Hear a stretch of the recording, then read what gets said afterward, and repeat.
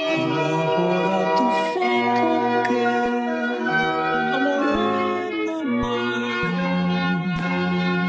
tira, tira, tira. Ai.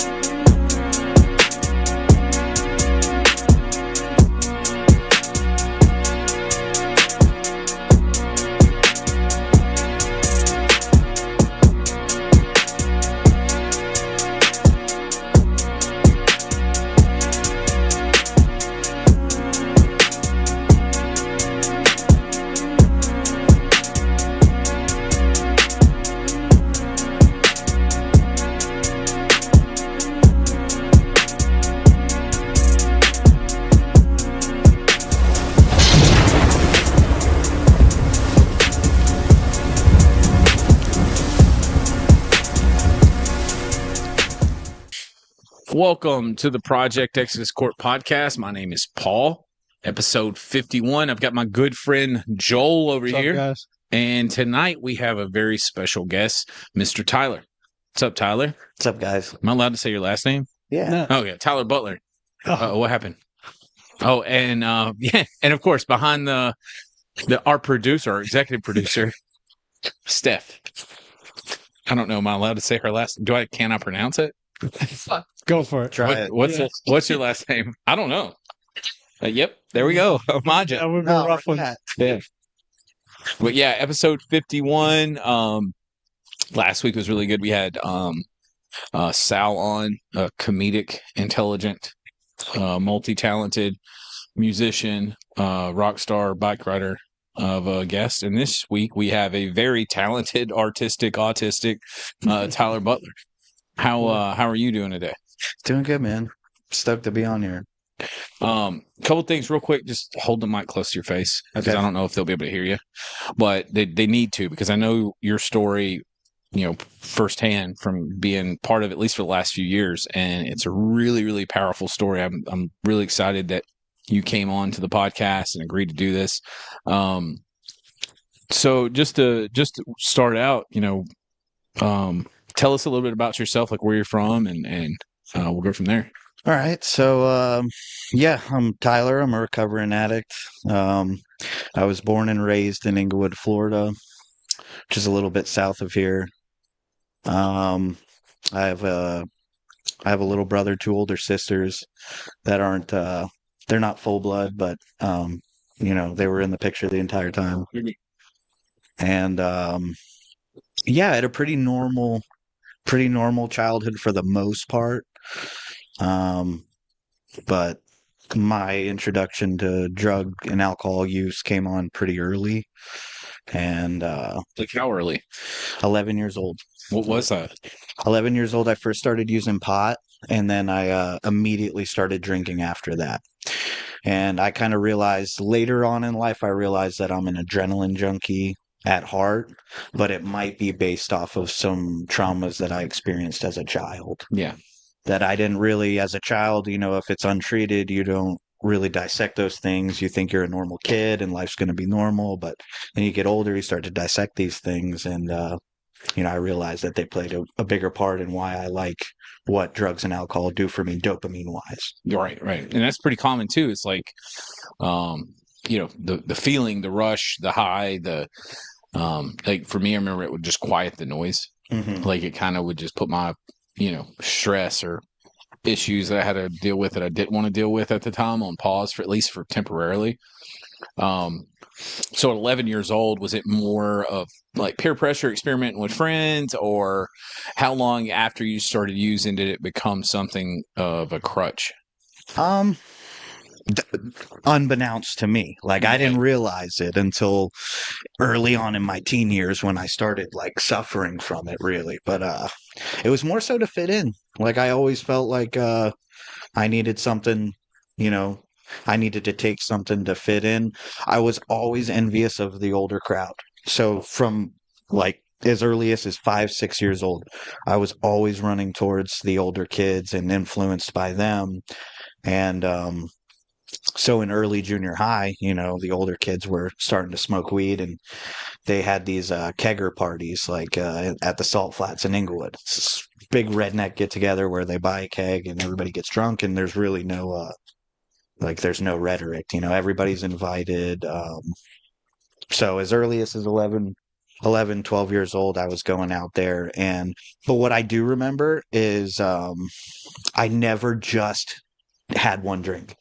Like right out of the gate, it was like 12 years old, blackout drunk, getting dropped off at my mom's house, ruined somebody's car, made an ass of myself.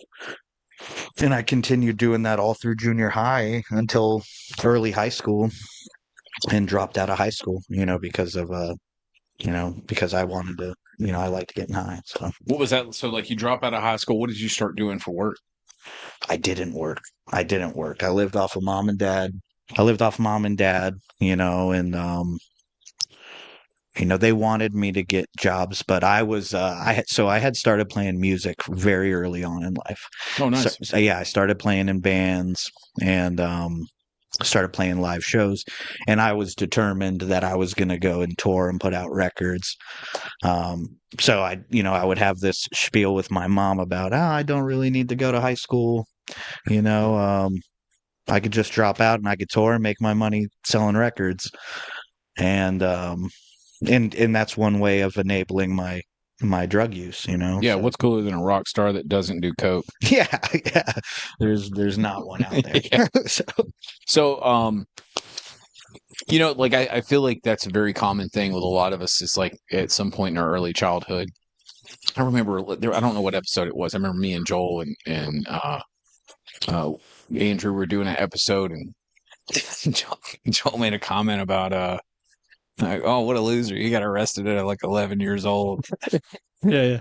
And didn't you get arrested at 11 years old? 13. 13. Yeah. Yeah. So like it happens. Like it's kind of, I think it's a lot of people's story. It's like it starts early. I remember like the bonfires and doing things like that in my teenage years, and same thing. Like I had to drink more than everybody. I had to make the biggest ass of myself. Yeah. And like when you think about it in hindsight, like who knew they were going to be a drug addict or alcoholic at that age? Or right? Yeah. Did you know, Joel? Yeah. I mean, I was No I question. was measuring how much I drank and looked at the people that drank like me, and then saw them, in college. And I saw the older guys that did what I was doing in middle school, high school, and and then I started kind of getting a pretty good glimpse of exactly where I was headed. But I always told myself, I'll quit before then. Yeah. Right, of course. Yeah. 30 years later. Yeah. 30 Yeah. It's probably 30 years. Dang, man. So the first time I met Tyler, I remember like, of course, like they say don't judge a book by its cover. I seen all the tattoos and I was like, this guy's crazy. Immediately He must be judged nuts. me. Yeah. And then you meet him and he's the nicest guy, soft spoken, very articulate. But Tyler's one of our house leads at Project Access Homes over at the Robinson House. And not to jump too far ahead into your story, obviously, but I just remember you coming in and out. Like relapse, was that a big part of your story? Like how long did you fight trying to get clean or sober until you feel like it finally kicked in?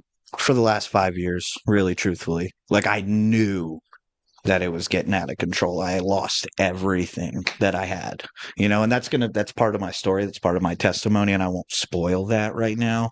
But like I had somewhat put something together when I had my daughter. When I was having my daughter, I somewhat knew, okay, I've got to slow down. I've got to get things together. And I held them together and managed them. But there was so many things left untreated. So, but yeah, truthfully, the last 5 years of my life, I've been trying to get sober. And like, I guess a important thing to note is like you're a very talented tattoo artist now. I always assumed this, and this just goes to show you can't assume anything. I just assumed that's what you've always thought you were going to do. That was not your original career No. goals, was it? How did No. you get into that? Dude, it's funny you ask. I originally, so funny how far it's gotten, but I wanted to be a cop. I wanted to be a cop. We can turn the podcast off now. Yeah, man. So didn't happen, and but I was always talented. Like I had always drawn. I was always like an artistic kid. You may have fit in with being a cop with all Well, yeah, I mean, the blow. yeah, not so cool. But yeah, I was always artistic. I was always I wasn't like a sports kind of guy early on. I was always inside drawing. My mom, she's got bins and bins and bins of drawings and stuff like that. But I never thought that I would be a tattoo artist. I actually have to credit the mother of my daughter for, because when we had met, we were both getting tattooed pretty often, and she had way more tattoos than me, so I was trying to catch up with her. So I was always in the tattoo shop, and one thing led to another, and she was like, maybe you should try this. And I did, and yeah, the rest is history. Now I've been tattooing, I think, a little under 12 years now. So What is what is what is that like? I can only imagine just kind of like being a rock star, and drugs and alcohol go hand in hand. Is tattooing like that as well? it can be. It can be. What's really cool is like being an addict that's desiring recovery or desiring the idea of getting sober. You can announce these types of things, and you can kind of coordinate. You can kind of structure where you're going to work and make sure that the setting and the folks that you're working with and for either have that same ideal or can respect it enough that it's not going to be a problem. But that was not the case for like the last 5 years. And I would even go and set up at a new shop and announce this like right off rip. I would announce, hey, I've got a drug problem, I'm trying to get my life together. That's so I don't need any. What is the response there? Like everybody's like, "Oh, me too, Dude. Like, welcome to the club. No, they would be like, dude, tattooers are crazy. Most of them are crazy. So I would get invited, and they'd be like, absolutely, dude, we totally respect it. Absolutely, we understand. And then first day, breaking out drugs and drinking actively, and that was it was in both my worlds too, man. Because I did eventually start to tour, and I did put out a few records. So I was in a pretty big metal band and toured around for quite a while. And so both my worlds were like an open door for drug use. So How many tattoos you got, Joel? 0. it's going to change. It's not going to change, It's man. going to change live on this I think- podcast. Episode 52. Yeah. Gets a tattoo. Yeah, tune I in. just couldn't think of any. Oh, yeah, Rob over Mink House guys watching us. And they said they would, man. So we got 2 guys, aspiring tattoo artists. One I think owned a few shops, but anyway, got 2 guys at Mink House. I told them to plug in to check with you or whatever. So if you get hit up by Shout some out people. to the guys over at Mink and all the guys and girls at Project Texas Yeah. Homes.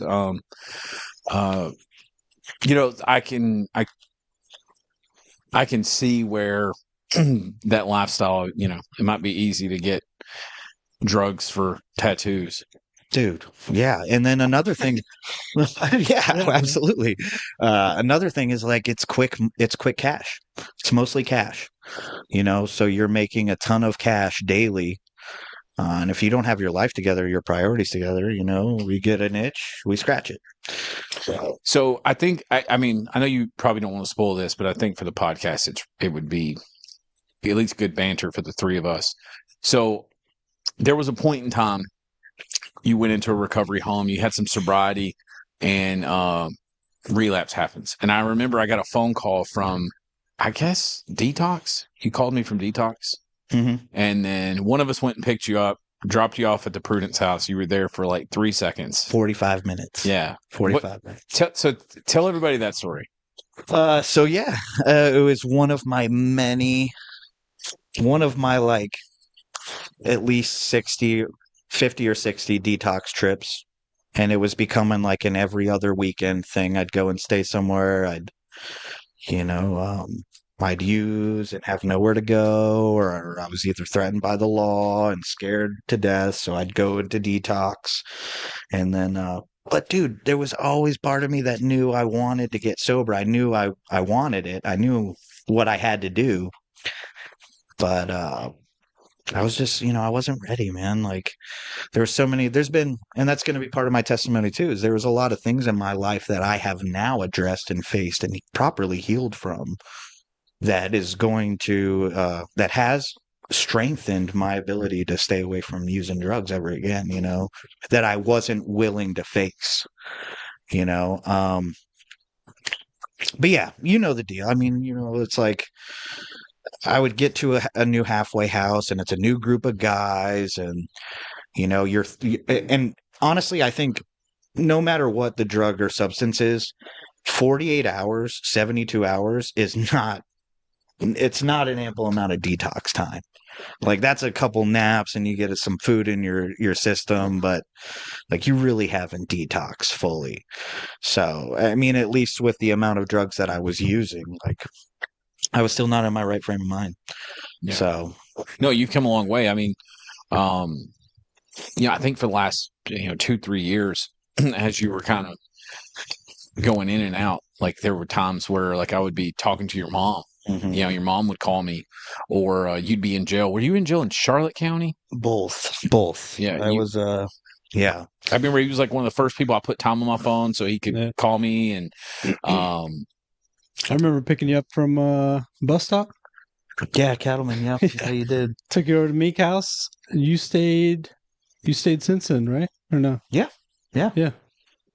Man, you guys saved my life. That's no clue. It's going to be part of my testimony. Is like, yeah, I mean, what I want you to know this too, and you don't have to share anything you don't want to, that you're saving for Wednesday night. Most of the people that watch this they may not even be there Wednesday night. So right. Yeah. So spill it, man. Spill it. Okay. Like, yeah, talk All right, about yeah. it.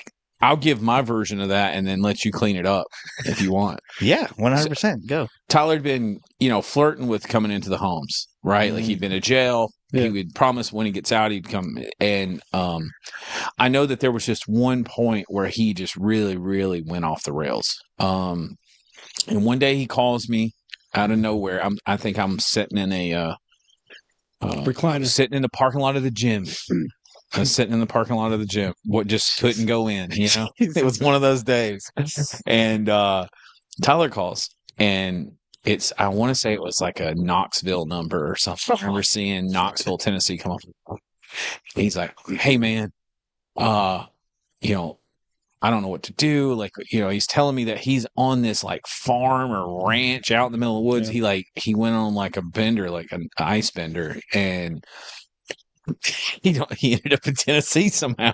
Yeah. How did you tell us like the beginning, like the chronological steps of that whole thing, but that got you here, and what in those conversations that we had made you think differently this time? So just to back up, I had put together at the time, I had put together the most clean time I've ever had since I was 11, 12 years old. And it was 3 months to the day. But where I was staying at, I'm not going to name the halfway house, but it was a local halfway house program. And you were not required to work a program. They could give a heck if you were sober or not, just as long as you're paying the rent. And I knew guys were actively getting high in the house, and I had a true 90 days sober, and it was the longest I'd ever gotten. And I called you, and you were like, "Yeah, I should be having some beds open soon. Just give me 10 days." I think you were like, or maybe I had asked, "Okay, well, give me 10 days to come up with the intake fee or whatever." And within that 10 days, I had relapsed, and I just didn't end up going back to the house. I was on the run. So really fear initially led me to where I found myself in Tennessee, spun out, And I had nowhere to go. My family was threatening the law on me. I put them through the ringer with my addiction. So, because I've got a very loving family. That's one thing that I am super thankful for. Well, your mom's a saint. Oh my gosh. Your mom's a saint. Oh my Your gosh. sister's a saint. Yeah, dude. My whole family. Yeah, And I had some really tough conversations with your mom. Mhm. Like there were conversations where I can't. I mean, it's been a while, but I just remember the one in particular. I was like, if he comes back, you gotta tell him to leave. Like if he's using, like don't coddle him. And I just remember your mom just was really upset, like she didn't want to have to do that. And that's all of our moms. Mhm. All of our moms. Nobody. I mean, I tell people this all the time. The breaking point for me to get sober was when my mom quit answering the phone. Right. And that was like the wake up moment. Like, oh my goodness, I've really. Yeah, If mom's not answering. Because until they do, we just are going to see how far we could take it. We'll always have a plan B. They'll always be the back burner. Like they'll always be like, okay, well, at least I can go back to mom's and, I can figure it out there. But, I mean, my siblings really played the biggest part because they were the ones, I'm a mama's boy. I always have been. And I'm my mom's only, uh, like full blood kid. So I was always, I was kind of always like her baby, The other kids like mudbloods, half bloods. Yeah. My little brother and my two older sisters. Yeah, they're on my. They got my stepdad's blood. Oh, they're muggles. Yeah, I don't know my real dad. Never met him. If I go around, like if I went around and interviewed everyone in all our houses, I think typically there's a higher percentage chance of people being like the youngest or only child. And I'm sure this goes back to like enabling and stuff. Yeah, Addiction and stuff. I mean, I'm not going to sit here and try to quote statistics. I had seen some podcasts where they talked about like people growing up in single parent homes, single mother homes, single father homes. And when I look across, like at least the people closest to me, like that was my case. Yeah. A lot of people I know that was their case. And not saying it just makes me think of like how we raise our kids. Right. I want to give Charlotte the best advantage I possibly can in life. So I know I need to be there, be present. Yeah. And not to divvy from the topic too much. How did you end up in Tennessee? So, gosh, dude.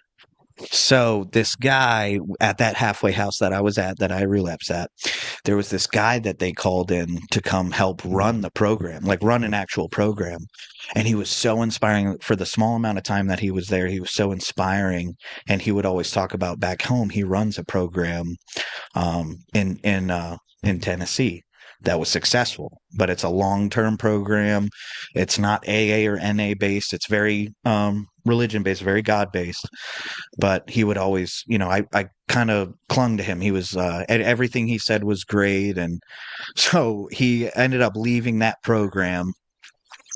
And I saved his number, and after like maybe 4 to 6 weeks, homeless, just literally walking around Venice, spun out, going from trap house to trap house. I showed back up at my mom's house, and I remember the morning because I tried to like walk up. She would always sit out on the porch, and I tried to walk up over this ditch, and I fell face first into the ditch. And then I look up, and she's just in the driveway bawling her eyes out. And so I give it up. I walk up to her, and she obviously knew. And so I told her just to buy myself more time because I had a whole bag of dope on me. So I had this whole plan in my head. Okay, well, I'll tell her I'm going to Tennessee to get sober for real this time, which was complete, BS. It was just to buy myself more time.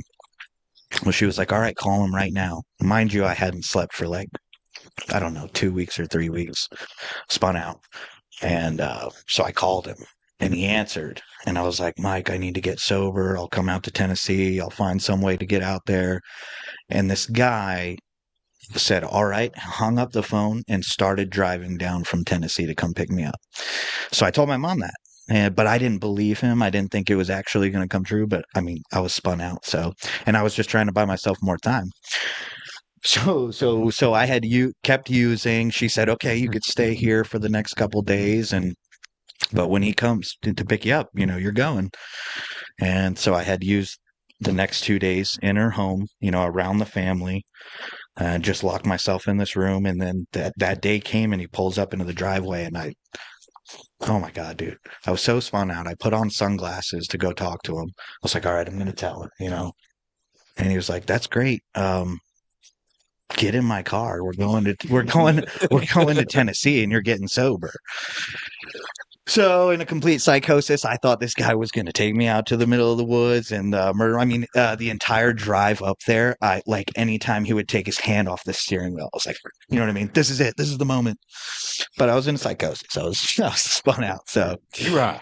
yeah. And this poor guy, dude. And honestly, he's on very near the top of my list of amends to make because all this guy wanted to do was get me sober. Everybody has their own way, right? Like they have their own not everyone trying to get sober, get their lives together are going to do it through the fundamental AANA program. And this program was not run like that. So yeah, I woke up 2 days later in Spring City, Tennessee, and was just like, how did I get here? Where am I? I found him. He had a house right next to the program where all the guys would stay. And a lot of these guys, most of these guys were prison, like it was a sentence. You were sentenced to go stay at this program for a certain amount of time. But I remember going up to him and telling him, dude, I got to get back to Florida. I have no idea where I'm at. I mean, it's in the complete mountains of Tennessee. The nearest Walmart was 2 hours away. What did you have to do while you're there? I know you brought up you had to work. Gosh, dude. Let's talk about that. Dude. So you have to pay the rent. And the rent, dude, I mean, I'm not trying to. How much was rent? It was hefty rent. How much was rent? It was hefty. It was your whole check, right? Dude, it was $260 a week. What? And listen, I'm not trying to do, I don't want to down talk any program out there. For reference, we charge $185. Okay, plug that in. There you go. Yeah. Looking for affordable sober living. Check out Project Exodus Homes, projectexodushomes.com.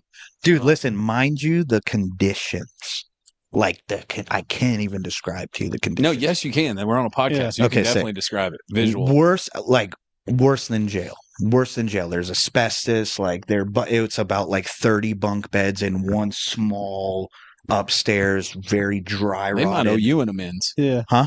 They might owe you an amends. Oh, I mean, dude, you know what? When he was telling the story, I was picturing Yellowstone, this real nice. No, dude, no. Yeah. And that's dude. So that's what I was thinking when Tennessee. I'm like, I'm going to Tennessee to get horseback. sober. Yeah. When you said Spring City, I was like, oh well. Yeah. You know. So not many people know. So yeah, he almost didn't answer the phone because he knew where it was coming from. Oh my God, dude, that phone call though. Yeah. So before you get that phone call, what was you doing physical? What was your physical labor? What Oh my was it, gosh. picking up rocks? What were you doing? Shoveling all day? No, listen, dude. Listen. Chain gang. You're either making bricks, concrete bricks, actual bricks.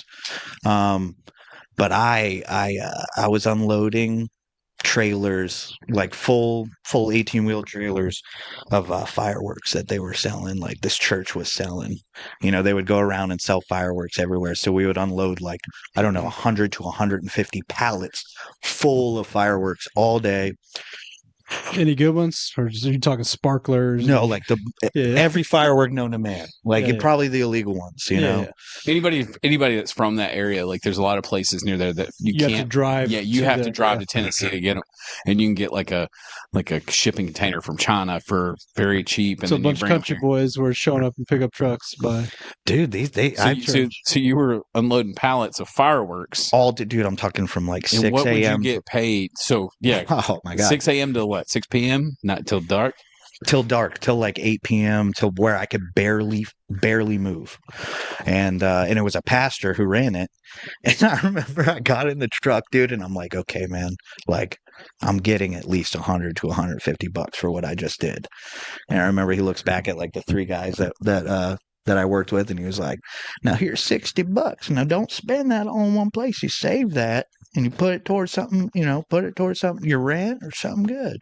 And I was just like, oh my God, dude, I'm never getting out of here, dude. And so of that $60, it basically majority of it went to your rent. Yeah, I mean, Did they feed you? Yeah, there was always food. Like they had some kind of ordeal worked out where they got like a surplus. It was a big place, dude. Like it was a huge kitchen, and they got a surplus like oh, so they meal. feed you for the 2 6. No, this you place still ain't bad, man. no, you still had to buy your own Got the best food. shape of your life. Yeah. Friggin'. So how many days were you there working before you were like, I gotta go? Dude, I think I was there 10 days. Okay. And I worked at, pretty much every day. But Did you have a cell phone? no, so there's no phones allowed in the program. How did you get my number? Yeah, yeah. Listen, dude, from my time spent in jail, because that's your phone number was the only phone number that I could remember other than mom's from jail. You had it memorized. Yeah, I had it memorized. So I was like, and I had to, it was, I think it was somebody at the church while I was working. I was like, hey, man, can I use your phone? I'm trying to get out of here. I'm trying to buy a bus ticket home. So, and I was praying you were going to pick up, dude, and you did. And that phone call literally saved my life. So, well, lucky for you, I was sitting in the parking lot at the gym, Yeah, crying. contemplating whether I wanted to go in or not. Yeah, waiting for that phone call as Yeah. well. You Oh, saved thank him. God. can I swear or no? You can. We'll So you were bleep it out. pussyfooting is what you were doing. Yeah, What? both you Oh, yeah, guys. for sure. Going to the Both you gym. guys were. Oh, yeah. Same time. Same phone calls. I don't remember much about that phone call except you told me you like somehow I ended up in Tennessee. I got to get out of here. But I think I started the phone call with please don't hang up. Like I know because I was supposed to come. Like I was supposed to come to an Yeah. Exodus home. yeah, And I figured maybe obviously maybe my mom had reached out to you and told you I had that I was back out. And so I was like, dude, I'm praying to God that he answers the phone. And he Yeah. did. And I was just like, dude, do not hang up. Do you have a bed open? And I remember you telling me get here yesterday. So then I had to finagle. yeah. How did that go? So you tell the guy. I had to pay this guy on the outside of the program to buy me a Greyhound.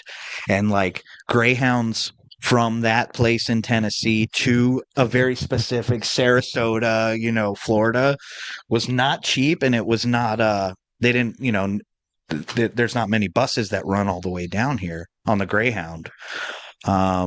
But I did it. I bought the bus ticket. And Did you have to walk to the bus station? no, so I told the program, like, hey, I appreciate it. And I told the guy too, Mike, I told him, I appreciate you what you did. He drove all the way to Florida to get me. Shout out Mike.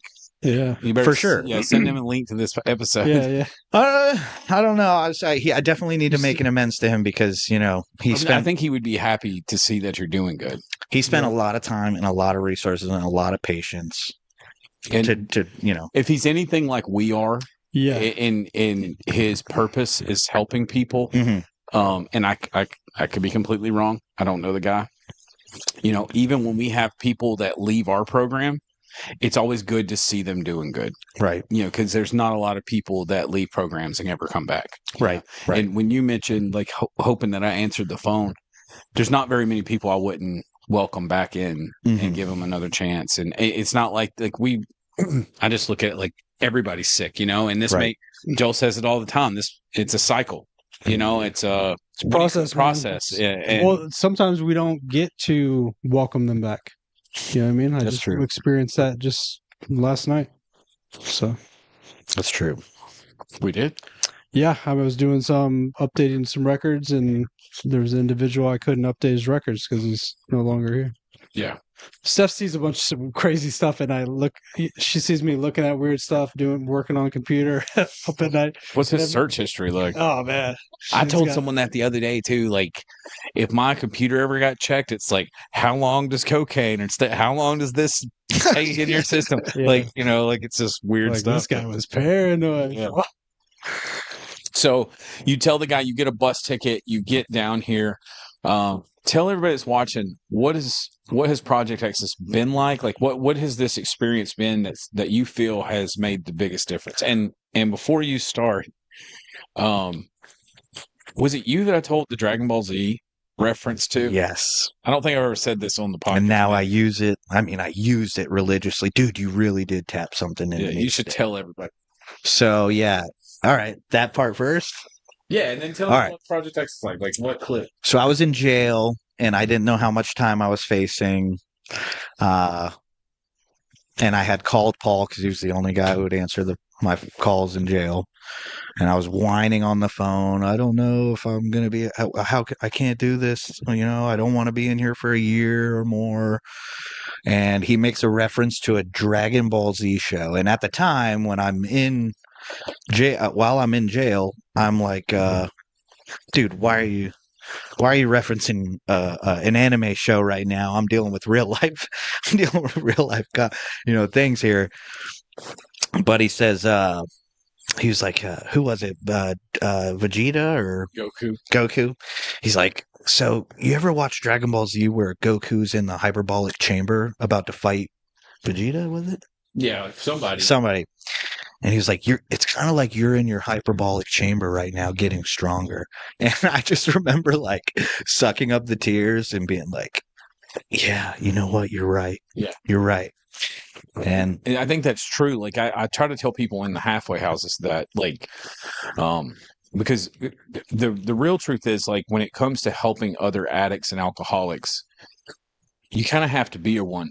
mhm. You know when it takes one to know one and be able to relate and understand the struggle and understand the difficulty, the blocks, the losing your family, the giving away everything you've ever owned, and really being able to tap into someone's psyche as they're at that lowest point. Right. Right. And you can't just I always tell people like when I was living in the woods, there was a bunch of churches that would come by and hand out food. The nicest people in the world, right? Like, and the pastor would come out there or the member would come out there, and I immediately judged them because I knew they had no idea of the drugs and the addiction and the alcoholism, and maybe they had, but it just didn't feel that way. But whenever I go in the woods or I meet someone at a detox, it's like or when someone calls my phone, like this is a perfect example. And I don't know if Joel does this. They'll usually call and they'll be like, oh, is this Project X's Homes? You have a bed open? And I'll say, okay, well, what's your drug of choice? Right? Like, how long have you been sober? And you get this hesitation. Like my instinct is like, let's see if they lie to me. Right. Right. And I usually stop them. I said, just to let you know, I'm a recovering addict. I'm almost 4 years sober. There's not a lot that you're going to tell me that's going to offend me. So I'm not asking because I'm wanting to judge you. I'm asking because I need to know. And usually at that moment, they're like, oh, well, in that case, yeah, 2 days ago, I was out. The truth comes out. I tell the guys in the house, like, when you're here or you're in detox, like, this is your moment to kind of be selfish and take care of yourself and strengthen yourself up, because if you're lucky, you'll get to a point where you're the one answering that phone call. Right. And you're being able to relate and help other people with that struggle. Yeah. And so that leads me to say, like, what was your experience coming into the program? Because that to me is where you are now, most definitely. Total God moment. Because obviously when I showed up to Tennessee, like I just hit my knees and prayed to him. I was like, hey man, like I know my actions and my addiction took me here. I know I'm receiving consequences, but if you give me some way out, like if you find or make some way out of here, I promise. I just gave it all. I said, I promise I'll do exactly what you say or what you suggest. I will take, the first route and just stay on task. And that's what happened. So I just was, as soon as I showed up, I was just nothing but grateful. I was just nothing but grateful. Because I remember explaining to the program, like, I'm going to get sober in Florida. And everybody and up there were like, dude, you're going to use, you're going to go home and you're going to relapse. You're going to be in that same area. Like, good luck, but in my head, I was like, no, like, I am going to get sober in Florida. Something about me is like, I do thrive in the lion's den. Like, we should go back. Go back to Tennessee. Yeah, we should go, because most of those guys are probably still there. Dude, I was telling them about Sarasota, just talking, like, because they had no idea what this place, what Sarasota was like. And I'm like, no, I'm from Florida. Like, it's the nicest place on earth, in a great recovery community. And they're like, this Sarasota place, we want to go. So I was like, That's you guys what got me come, here. man. Yeah. Yeah, but no, man, my whole life has done a full 360 in a year's time. It's been 5 years since I've had a legal, valid driver's license and a car. Um, I mean, I'm a dependable dad now. I was always in Kat's life and made sure she had what she needed. But dude, there would be times I was in doing jail time, or times I was in detox or rehab where, she didn't have a father during that time. She was worried, So, I mean, my life has done a complete 360 because of Project Exodus. Yeah. So, like I was saying earlier, like you're a house lead at the Robinson house, and I would argue that Robinson's probably our healthiest home from a recovery standpoint. Beds full, staying full. Seems like everyone there's just headed in the right direction, and it's without a doubt because of the leadership in that home. And so, I didn't realize like you had only had 90 days clean as like your longest stretch. So hearing that, um, there's a couple of things that I want to say that I've noticed about your recovery, and Joel can chime in on this. There's only two people that I know that go to the gym more than Joel, and it's you and Nicole. Because like, how much has that played a role in your sobriety? Like, is it important to have a routine like that for someone, or does that help? Routine is everything. Honestly, having a structured routine of like healthy things is almost essential. It's got to be essential in someone like a recovering addict's day to day, because we know what happens when we have downtime. We know what happens what now, I've tested that theory time and time again. I've relapsed so many times because I didn't properly plan for every single second of the day. But I do want to say this about the gym. I want to say this about pretty much anything.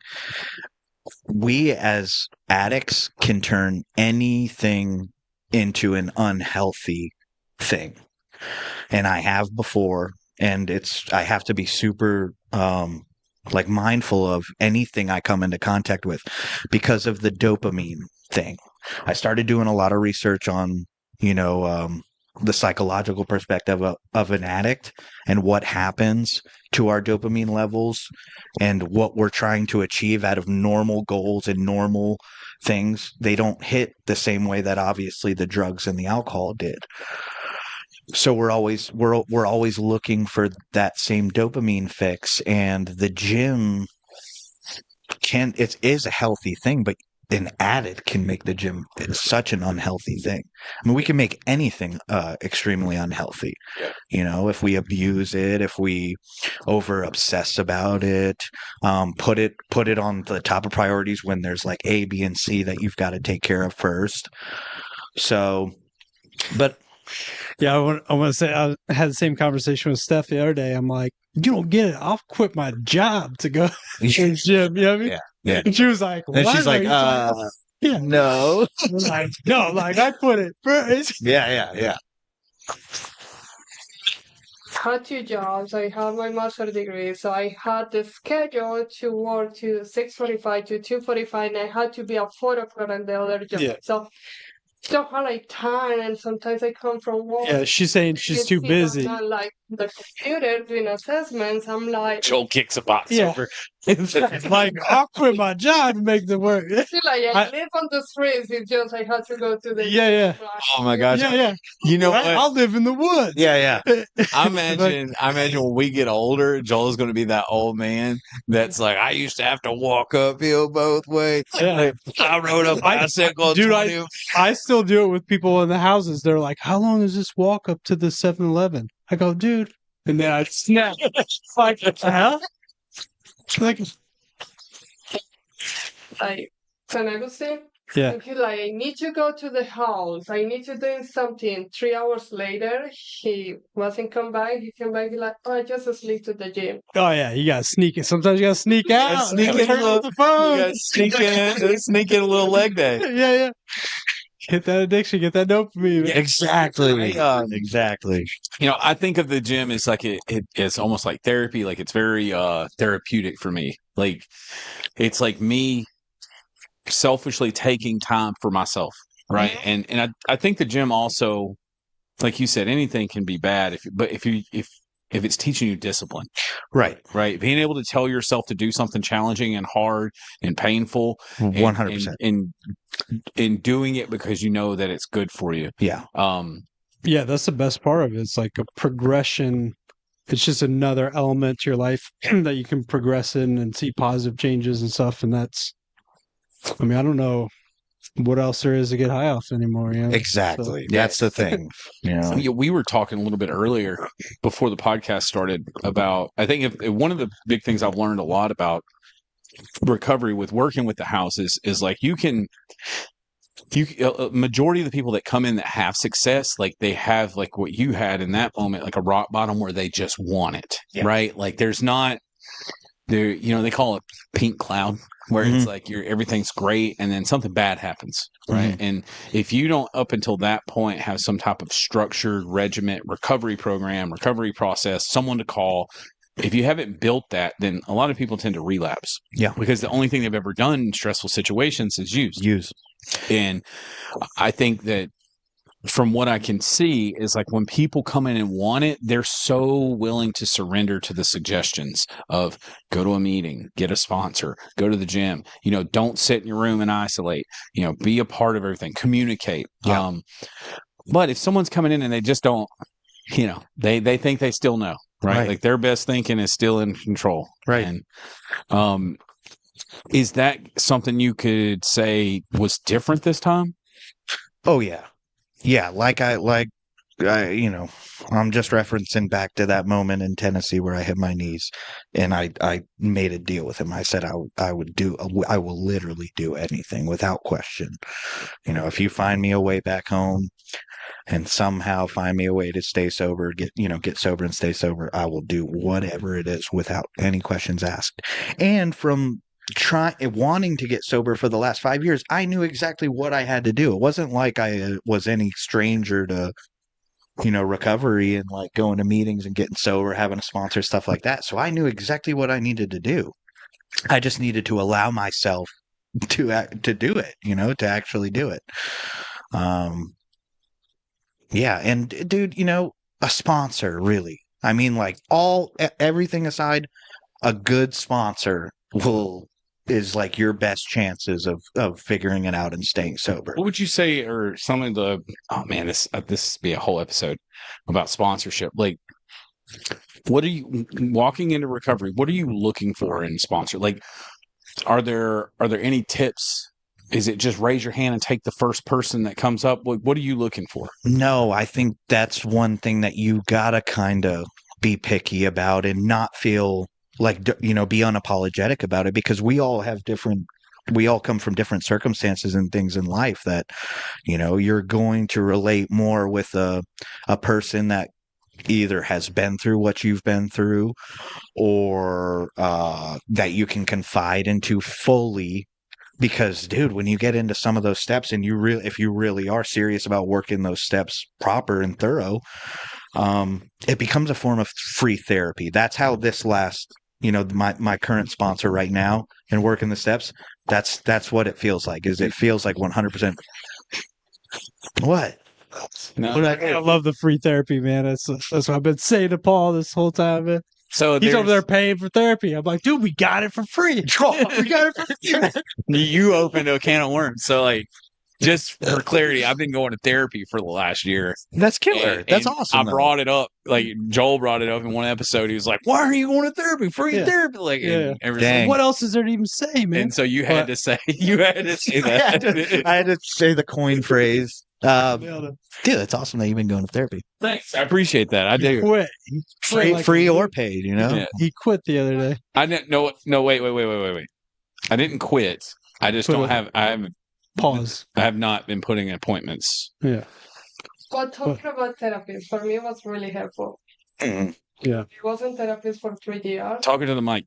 Yeah. Mic it up. I was in therapist for 3 years. I Yeah. had like issues for my dad. I never had a dad, so I was bringing this to the old relationships, and I never figured it out until I get married, and I was an abusive marriage. So Yeah. I We had all raised by single mothers in here? I guess. No, I was. I don't know. Tyler, no, how my you got a dad around, stepdad, something? stepdad that was every bit of a dad, Nice. so Yeah. As far as therapy, like That's good. anyways. For free. You don't Yeah. but I have insurance, so it's like Wow, okay. It's everything, dude. yeah. It's all about the money, man. No, but like I don't disagree. So I don't know. I'm always very open to suggestions from people like Joel, especially. Like I don't know why, but to kind of let recovery do recovery's thing. Mhm. Like the real cool thing about what we do, when I say we, I mean like Project Exodus, the leadership. It's like, to me, it's its own form of recovery. The service aspect of it, right? Like you can't go around helping people if you're using drugs and not doing what you're supposed to do in recovery. Right. So to kind of just fast forward a little bit. So this coming Wednesday night, you'll be at Next Generation Recovery, which is at 7:00 at 1801 North Lockwood Ridge Road, Grace Life's campus up there. And we'll be broadcasting that live also on our Facebook page. Lonnie was there last night, killed it. Yeah. Crazy good. If you didn't watch it or you haven't seen it, go check it out. Lonnie's amazing. Are you nervous at all, or are you gotten to a point where you're comfortable speaking? No, man. It's. I mean, this is what saved my life. It's very natural, and there's really no script. Like. I mean, even Lonnie was saying, when you go to share a story or a testimony, I guess that's the biggest thing that I learned from going to meetings, so many meetings I had gone to, is I would have sponsors that would be like, "Hey man, you got to share." And I'd be so like, dude, I'm so nervous. What am I going to say? I'm going to say the dumbest thing. I'm not going to say the right thing. And this one sponsor was just finally like, dude, like, what are you talking about? Like, share. There's no dumb thing you could say. You just share, speak from the heart, talk about what you're dealing with, talk about the struggles that you're having in early sobriety. Just be real and raw. So there really is no script or prep. Everything I've done in the last year for myself and for my recovery is the prep work. You know what I mean? Like everything I do day to day basis is prepping me for sharing my story. And yeah, I'm excited, but no nerves really. Well, good. I'm glad. We look forward to hearing your story Wednesday night. So again, everybody chime in. How long have we been on? Almost there. 52 minutes. Yeah. Wow. Yes, 52 minutes. Wow. Anything you want to, say to anybody, or anything you want to if you could give, one line or some statement that you could give someone new in recovery or that's thinking about getting sober, what would you say to them? Just give it an honest try. Give it an honest try. And that future you depends on you right now to make that decision. If you know you've got a problem and you've got to get your life together, future you is waiting on you to lock in and to make the right decision. So, because it's incredible what the resources that you guys have and what you guys do for people. It's absolutely incredible. And it blows my mind how quick someone's life can do a full 360 from being a homeless addict to a thriving member of society. So just give it a try. That's all. You got anything else there, Joel, you want to add? You pretty much nailed it right there. I like that line too, because I always think of like an active addiction, stealing from your future self. Mm-hmm. And in recovery, it's all about paying your future self. Exactly. So, yeah. Well, again, we appreciate you coming on the podcast and, being vulnerable, sharing, about your story. And we look forward to seeing you on Wednesday. Yeah, dude. I'm excited. Thank you for having me. Yeah, for sure.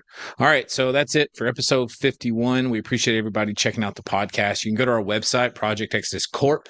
corp.com. If you're interested in any of our merchandise, our shirts, our hats, all that stuff's on there. All the proceeds from those go to helping people in early recovery. Bus passes, cell phones, food, clothes, you name it. We used all of those proceeds, and you get a cool t-shirt out of it. I think all our shirts start about $20. Shipping's extremely cheap. We want to sell as many of those as we possibly can because we can help more people. If you're out there and you're looking for housing, you're looking for a sober place to go, projectexodushomes.com. You can go there, put in an application, or send us an email. You can also see our contact information there if you'd like to give us a call. We're here. All three of us here have went through the same process, and I can speak for the three of us when I tell you our lives are amazing because we had a safe place to go and get clean and get sober. And so, again, I'm rooting for you. If you're even thinking about it, I'm proud of you for putting the thought in, and I'm extremely encouraged by anyone that's just trying to get their life together. Again, that's it for episode 51. My name is Paul. Joel, love you guys. Peace. Tyler.